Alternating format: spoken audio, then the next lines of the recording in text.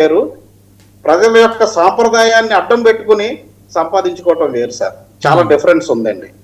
ఇక్కడ సోషల్ మీడియాలో కోళ్ళు కట్టారు, కత్తులు కట్టారంటే నిజంగా అటువంటి ఏమన్నా ఉంటే డెఫినెట్ గా మేము ఎలాగైతే పోరాటం చేసామో చట్టానికి వ్యతిరేకంగా వైసీపీ గవర్నమెంట్ లో, వాళ్ళు కూడా ఆ రకమైన కంప్లైంట్లు ఇవ్వచ్చు. ఒకవేళ పోలీసులు కనుక సపోర్ట్ చేస్తే డెఫినెట్ గా కోర్టుకి వెళ్ళి కోర్టు నుంచి డైరెక్షన్ తెచ్చుకోవచ్చండి, మేము ఎలాగో తెచ్చుకున్నాము. అంతే తప్ప మసిపూసి మారేడుకాయలు చెప్పి ప్రజలు మభ్యపెట్టే కార్యక్రమం దయచేసి చేయొద్దని మా లాయర్ గారిని కోరుకుంటున్నానండి. ఇక్కడ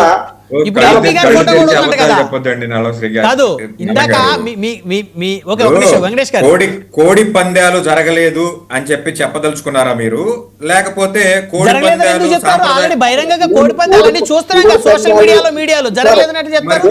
కోడి పందాలు వైసీపీ హయాంలో జరిగాయి, ఇప్పుడు జరిగాయి, మళ్ళీ రేపు అలా కాదు బ్రహ్మనాయుడు గారు, ఒక్క నిమిషం. కోడి పందాలు జరగలేదని చెప్పదలుచుకున్నారా, లేదా కోడి పందాలు సాంప్రదాయబద్ధంగా జరుగుతాయి కాబట్టి సుప్రీంకోర్టు ఇన్వాల్వ్మెంట్ లేదా హైకోర్టు ఇన్వాల్వ్మెంట్ దీంట్లో అనవసరం అని చెప్పదలుచుకున్నారా, చట్ట ప్రకారం అనుమతి ఉందని చెప్పదలుచుకున్నారా Kodi పందాల విషయంలో?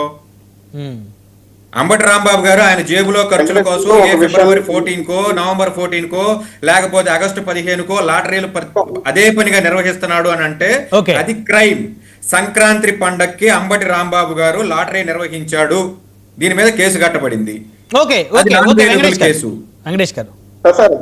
ఇక్కడ మీరు మసిపూసి మారేడుగా చేసి మా మీద రాస్తున్నారంటే తప్పు చేసి మళ్ళీ ఎదటి వాళ్ళ మీద ఎందుకు మీరు? ఇప్పుడు ఏ తప్పు లేకుండా కోర్టు రిమాండ్ పంపించింది కదా, కోర్టు రిమాండ్ పంపించిందంటే మీకు ఒక లాయర్ గా అంటే దాంట్లో ఏదో ఒక లూప్ హోల్ ఉంది, ఏదో సమస్య ఉంది, ఆయన వల్ల ఏదో సమస్య తలెత్తింది అనే కదా రిమాండ్ పంపించింది. మీరు ఎంత అమాయకులేండి బ్రహ్మనాయుడు గారు, ఎంత అమాయకులేండి. ఇప్పుడు చంద్రబాబు నాయుడు గారిని 54 రోజుల పాటు జైల్లో ఉంచింది కోర్టు, రిమాండ్ కు పంపింది. చంద్రబాబు నాయుడు గారు తప్పు చేశారని మీరు స్టాంప్ గుర్తారా? జగన్మోహన్ రెడ్డి గారు 18 నెలల పాటు నిర్విరామంగా జైల్లో ఉన్నాడు. అర్థమైంది నాకు మీ కంపారిజన్ అర్థమైంది. అది తప్పు అయితే ఇది తప్పే అంటారు, అది రైట్. నేనేమంటున్నానంటే అర్థమైంది.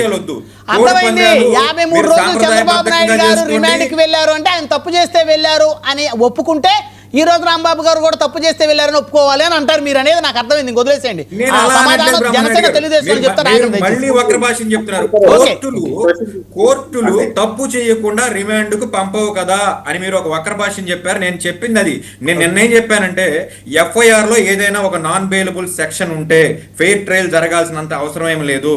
కోర్టు నాన్ బెయిలబుల్ కేసులో ఇమ్మీడియట్ గా ఖచ్చితంగా వాళ్ళకి రిమాండ్ ఇస్తుంది. ట్రయల్లో తెలుస్తుంది వాడు దొంగ